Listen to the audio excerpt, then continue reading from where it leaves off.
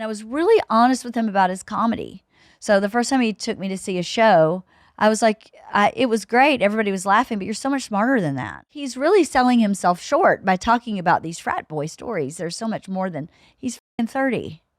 The frat was a long time ago. So what are you doing? You need to start fleshing that out. The last time we heard from Bert's wife, LeeAnn, it was when she had him as a guest on her podcast, Wife of the Party. And what we learnt back then was that, unlike Bert, she's a straight shooter who calls it like it is. So when she appeared on First Date with Lauren Compton yesterday, it was more of the same, except without Bertie Boy to control the direction of the conversation. But the things she said about him weren't anything new. If anything, she confirmed a lot of the things that we already knew ourselves. Let me show you what I mean. What is your least favorite trait? Oh, my God. We only have half hour, right? That's not long enough. Well, I have like a physical, like an action least favorite trait. He's super slobby. Like, I mean, like gross. I mean, like frat boy, like I stick stuff under the table. You should look in your coffee table in the lobby, just saying. He stuck some stuff under There's flossers all over the floor. Boy can't put anything in a hamper and has no interest in helping me out with it. It doesn't connect to him that if he leaves it in the floor, we don't have a housekeeper. Like if he leaves it in the floor, somebody's going to pick it up and that's me. Yeah. And he just doesn't put two and two together that he's inconveniencing me by just being himself. And I've even said to him before, I've been like, you know how this affects me? And he'll go, hold on. You're trying to change who I am. I don't think there's any changing him now. There's not. I'm like, well, the ship sailed a long time ago. And I was like, well, I guess I'm picking up laundry all my life. So like I said, even though these revelations are new to us, we don't need to stretch our imaginations or suspend our disbelief to understand that Bert would do these things. And it's crazy because in every example LeeAnn gave about Bert's shortcomings and red flags, it felt like I was listening to my friend's wife complaining about my buddy and me just sitting there thinking, wow, yeah, all of those things make sense. That's our boy Bert. When he gets really upset, he can't hear, see, think about, feel, hold anybody else's experience but his own.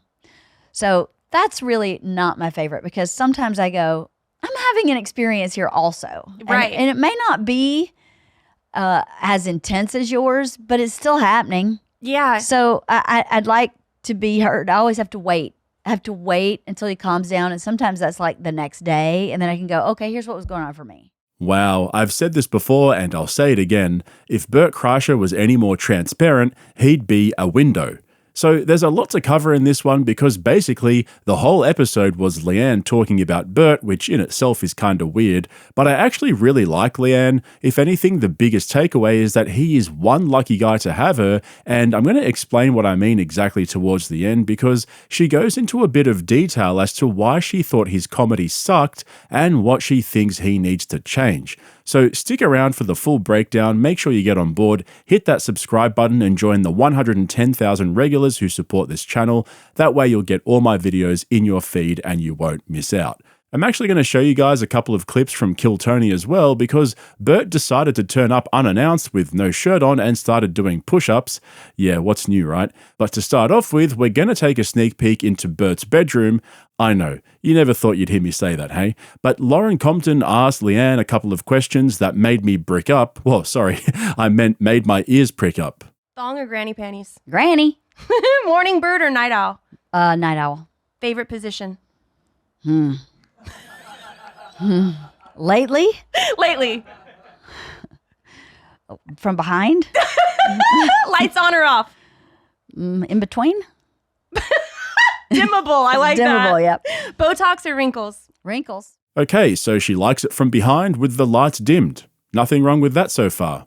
Let's keep going. Do you have a celebrity crush? Thor. Hi. Hi, Thor. Like Chris Hemsworth? Yeah. Okay. Like all of him, yeah. Every bit of him, yeah. Thor and every bit of him, yeah. Do you think that there's a, I mean, he's so buff. Is it the accent? I don't know. I'll tell you this. Before Bert, I dated tall, blonde, very fit, really Thor types. Extremely handsome guys that were not so entertaining. But They were nice to look at, let me tell you. See, I'm obviously very attracted to Bert, but that like bass, like primal, like that is Thor. Hi. Yeah. Yeah, bring the hammer.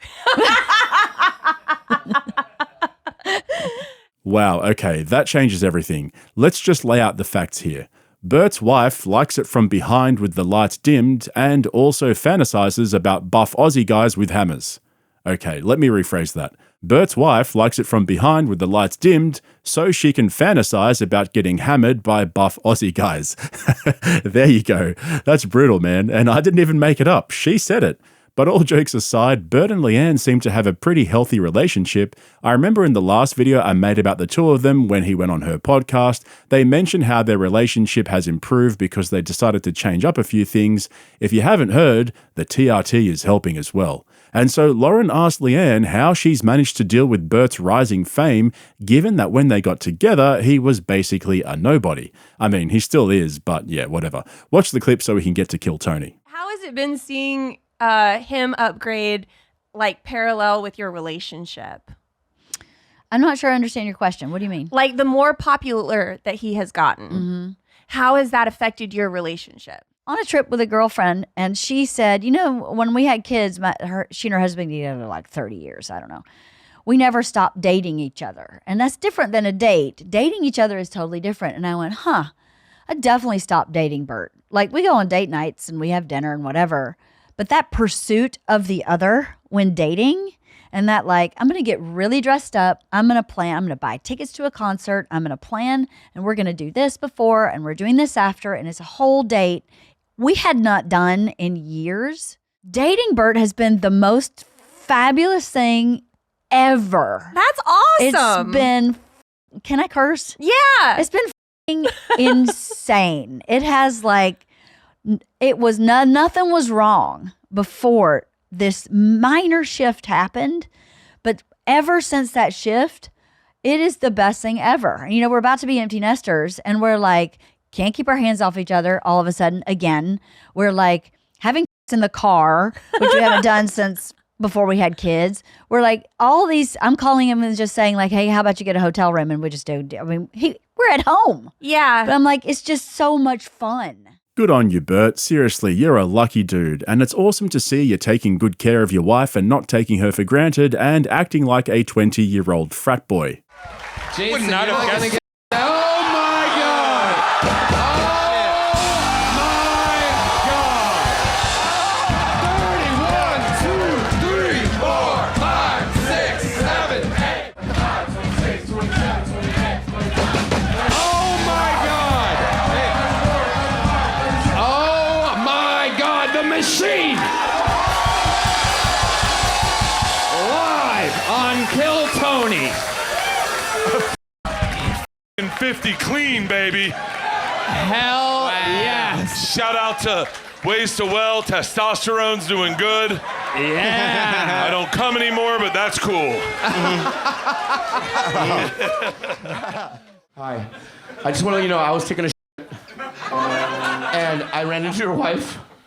She watched, but she said, "Get Bert off of the stage," because you guys are on a date, and she's really mad. All right, I'm leaving. All right, so she's get not Bert- mad, but we are on a date. We are on a date. I got fun. That's just no. You. Bobby. Sis. Bert Kreischer, everybody. We love you, Bert. Thank you so much for swinging by. Catch him on tour absolutely everywhere. Doing football stadiums and the whole thing. Well, me, Tom, and Bert are going to do a huge show soon, so you'll see. Oh, okay. It's going to be great. I'm opening. All right. Guys, first of all, why would you boo because Bert's leaving? I mean, seriously, to me it looked like they were booing Bobby Lee for calling out Bert, so I don't think they were booing Bert off the stage. I think they wanted him to stay. Is there seriously nothing else to do in Austin? Anyway, It's nice to see that Bert's staying true to his date nights with Leanne and not stopping off on the way to hang out with his buddies and soak up all the love from his fans. And that's a theme I noticed with the things Leanne was saying on the First Date podcast. She'd say something that made plenty of sense and sounded reasonable, but then I'd stop for a second and realize that nothing could be further from the truth. Let me show you what I mean. So she was talking about how she's helped guide Bert with his comedy career since she first saw him do stand-up when he was about 30 years old, and her perspective was absolutely spot on. Take a look. I try to be sensitive, but I don't mince words, and I was really honest with him about his comedy. So the first time he took me to see a show, I was like, it was great. Everybody was laughing, but you're so much smarter than that. I don't know why you're talking about going to Disneyland on acid. You're way smarter than that. So maybe start thinking about other things. I mean, keep that. Don't get rid of it. But what can you add to it that's a bit smarter? And I don't think anybody had ever talked to him like that before. And that's because I was a writer. That's what I saw. I was like, he's really selling himself short by talking about these frat boy stories. There's so much more than he's 30. The frat was a long time ago. So what are you doing? And I think we've always had that relationship where I've always watched it. I went yesterday and I was like, oh my God, this chunk of your stand-up was amazing. And I got the club to send me the audio. I was like, you need to start fleshing that out. So I don't write stand-up. I've never written a joke of his or anything like that. But I do have an eye for what to pursue. Like, you should go that way. Well, it sounds like you give really good, honest feedback. I do. And you're also like a powerhouse of support. I am a powerhouse of support. Which I am is pretty rock solid. Right, so that sounds like solid advice. I mean, we've all been saying the same thing for a while now. The problem is, Leanne said that the frat boy material was getting old when he was 30 years old. 30. Bert's 51 years old now, and his whole career took off over the most frat boy fake story in the history of mankind, the machine story. What on earth was she talking about? They just made a movie about it last year. Bert is the machine. His whole identity is being a middle-aged frat boy. So even though I fully agree with her take on his comedy, the reality is he's done the exact opposite. Nobody knows Bert for his nuanced and layered jokes. Everyone knows him as the class clown who craps himself on stage and shows it to everyone. We're all laughing at him. No one's laughing with him. But then she told the story of how they met and started dating. How did you and Bert meet? We met bowling. So we had mutual friends who had a bowling night, and we were on the singles team together. I knew his roommate really well. So I said to his roommate, hey, give him my number after we were bowling. We had so much fun. I'm not really into dating a comic, but we had so much fun. We'll have like 2 dates and then we'll be friends forever. Yeah. And then he never called me. What the heck? I'm a cute girl. We had so much fun. Why didn't you call me? And he was like, he just kind of stammered and stuttered. And I was like, dude, if you ask me out, I'll say yes. And he goes, because I thought maybe he was scared of women in general. Romantically. So he asked me out. I said yes, hung up the phone, and he goes, she just wants me for my body. So I got in the car, and he apparently, as soon as I walked out the door of my apartment building, realized I was not a booty call, that I was really a date. Yeah. And had a panic attack. Could no longer tolerate his shoes. Did not eat a bite at dinner. Was like stammery, stuttery, nervous wreck, sweating profusely. Wow. And I was like, he is terrified. He is terrified of like a real woman. You know? I was 32 at that point. And then I couldn't get rid of him. Like I couldn't, he was like, let's go get another drink. Okay, how about we go get another drink? Okay, how about we go get a 6-pack at Ralph's? How about we, and I was like, it's 2 a.m., dude. Goodbye. Bye-bye. Have a nice day. Yeah. And then he called me 9 o'clock the next day. You want to go out? 9 o'clock the next day. You want to go out? 9 o'clock. He did that forever. He never left. So I think that's really interesting, but like I said at the beginning, I want to make a broader point about Bert in this video that I haven't really covered before, and it came to me from something Leanne said about how she views Bert and the way he is. This is really interesting. Take a look. One of my best friends on our wedding day, just met him at our wedding, came to me and said, he's a kid. He's going to always be a kid. So if you don't expect anything more of him than being a kid, you're going to be really happy and you're going to have so much fun.